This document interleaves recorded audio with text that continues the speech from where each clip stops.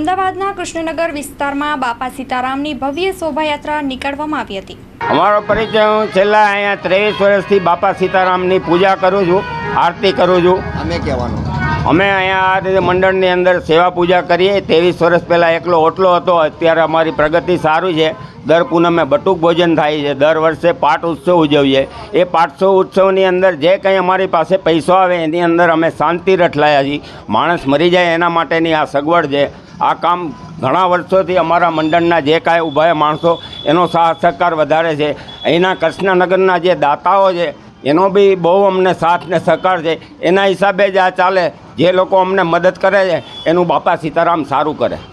બાપા સીતારામની યાત્રા અમારી અહીંથી બગી સાથે નીકળે છે તો અમારા કૃષ્ણનગરની અંદર ફરતી બધે આવીને પહેલાં રાધા કૃષ્ણના મંદિરે જાય। પહેલાં મારા ઘરે બાપા સીતારામનું મારું ઘર અહીંયા છે, ત્યાં એના ફૂલહાર થાય, એની આરતી થાય, પ્રસાદ વેચાય।